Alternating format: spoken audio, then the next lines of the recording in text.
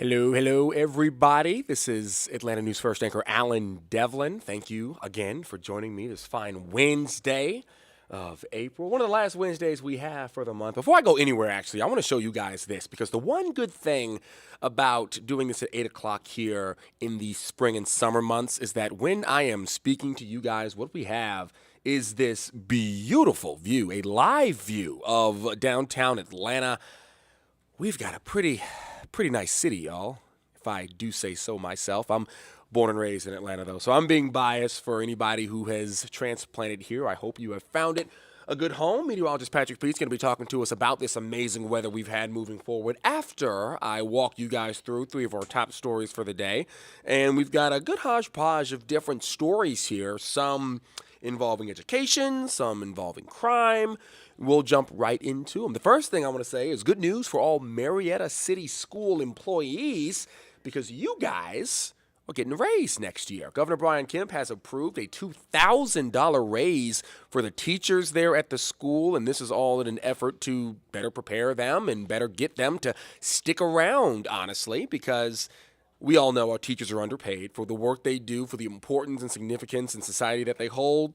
They deserve more money. Governor Kemp agrees. And so now Marietta City Schools, $2,000 going into their pockets in order to not only, benefit the teachers that are already teaching in Marietta, but also help retain and hire more teachers because there is a nationwide teacher shortage. It's a difficult job. And so better money will attract them and get the wonderful teachers we already have across that school district, get them to stick around as well. That's what's important. So that'll start up next year. And I'm sure a lot of people in Marietta City Schools very happy right about now. Second thing I want to talk to you guys about is today was day one of what has been a long period of back and forth, of controversy when it comes to this police training facility being built or going to be built in DeKalb County. Mayor Andre Dickens organized a task force that met today for the first time that consists of 40 members, some citizens, some experts that are all talking about the impact, the footprint, the environmental impact, the training that's going on, the curriculum, all that stuff. They're all talking and going back and forth, weighing options about what this thing will look like and what that will mean for the city of Atlanta. And so we've been covering this one, guys, for months and months and months and months. It goes back long way, back when Police Chief Bryant first solidified this plan, building this massive police training facility in order to better train Atlanta's police force. Because right now, when they want to use large-scale facilities, they got to go somewhere else. They got to go to another city or another county and use theirs. But with this thing being built in this area you're looking at right now, drone shots of what's going to be excavated, torn down, and then you saw that picture up front of what it'll look like at the end. This is, where this thing's going to go, and there has been violence, there have been protests, there have been death involved in preventing or attempting to prevent this thing from going up. The city says it's a wonderful idea. There are a group of protesters that say it is a terrible idea. So it's a back and forth. But today this group met. It was closed doors, so no media inside, no public inside, just the members of the force.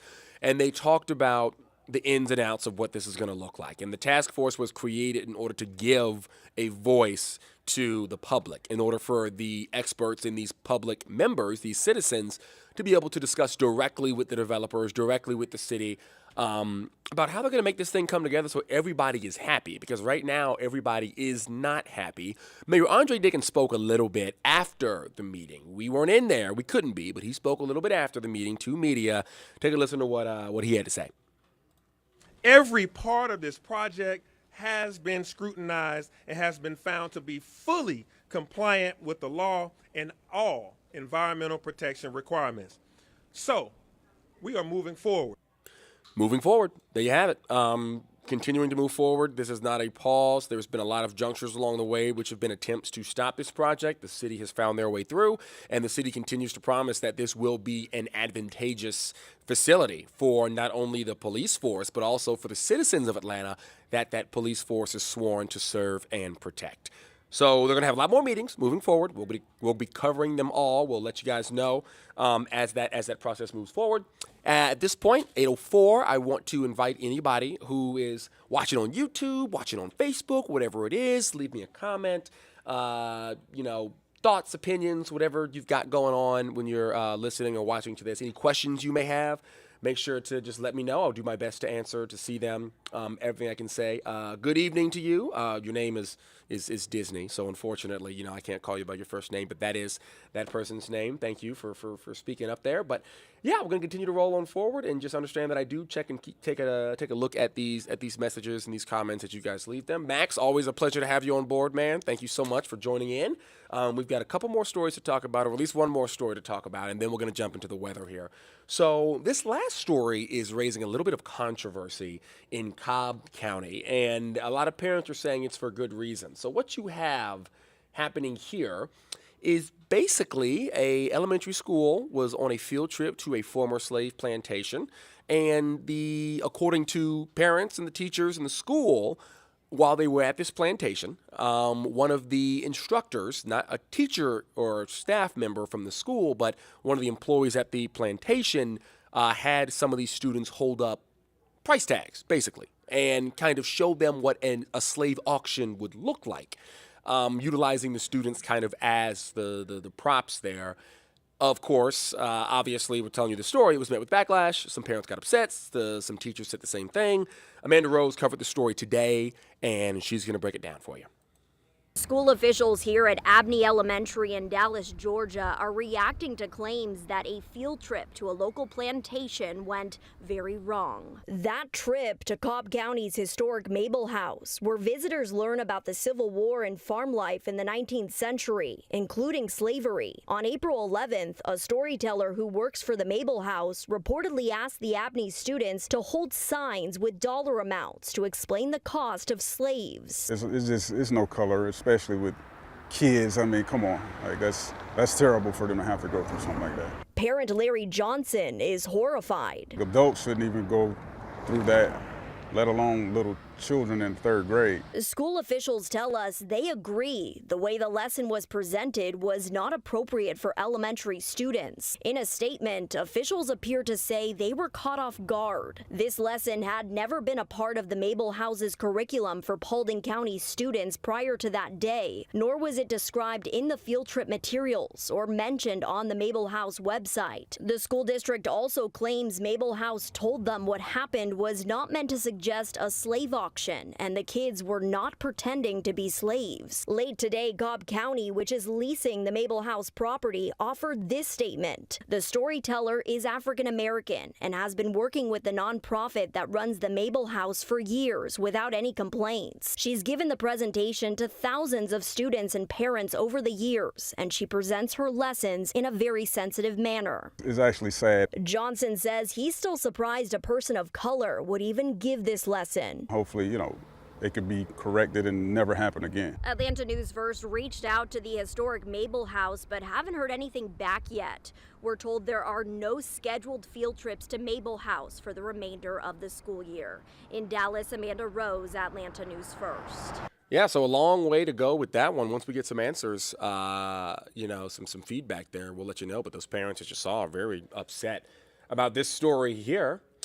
Something that we're not upset about, though, this weather, because it is phenomenal. I showed you guys earlier what downtown Atlanta looks like right now. Blue skies, low humidity, beautiful weather. And I've got meteorologist Patrick Pete here to talk a little bit about what you can expect, because it's not going to stay like this forever. We do have a first alert coming up this weekend, right, Patrick?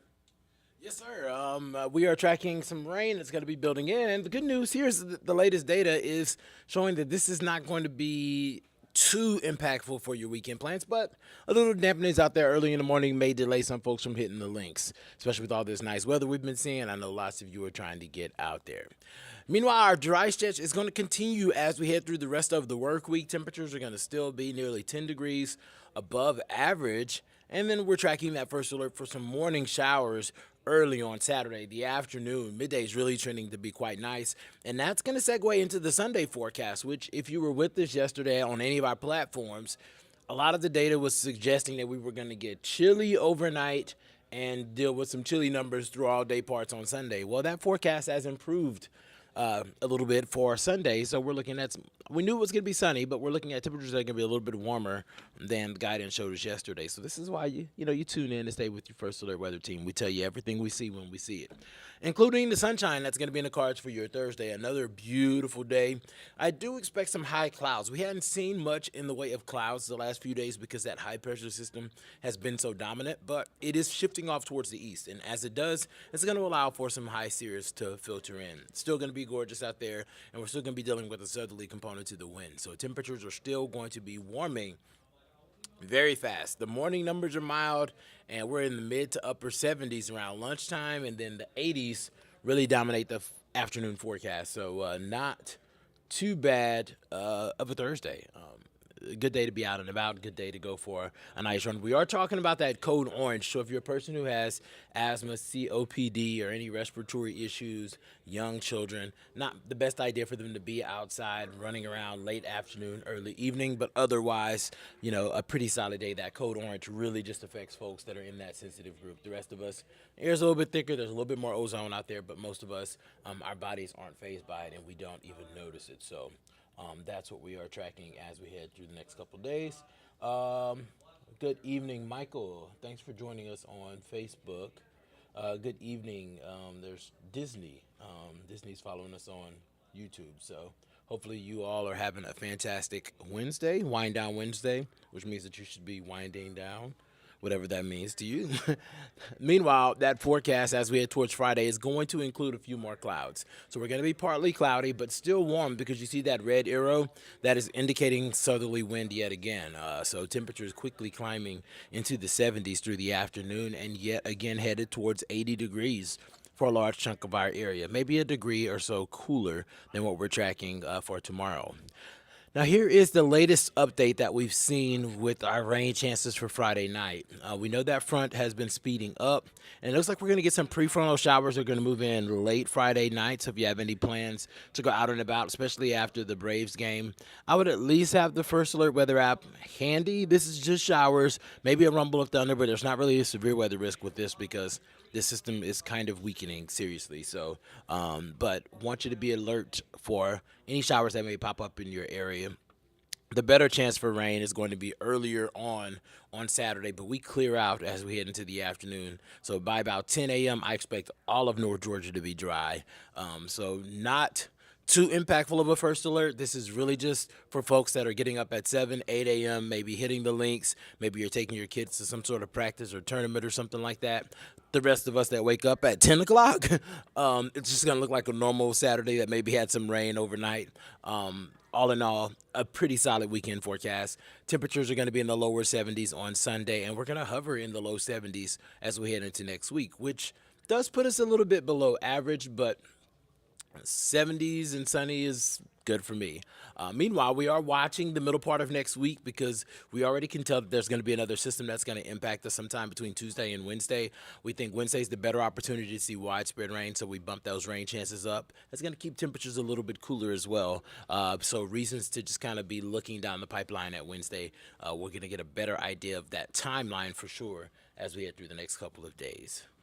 So I'm going to leave you all with the forecast, the 7 days, so that you can make your plans for the next couple of days. The gorgeousness of taking the pets to the park and letting them play around for, good 30, 45 minutes because it's so nice out. The showers are going to move in early Saturday. That will not ruin your Saturday plans, but will put a dampen on the early morning plans. And then, of course, the drier Sunday. So I will leave you to the 7 day, and you guys can check us out at 9. We're going to have some new information on all the stories that we've been following this evening and some new ones on top of that. And, of course, you're going to get that updated look at what the new data continues to suggest about our rain chances, and you can get that hour by hour Saturday tonight at 9, 10, or 11.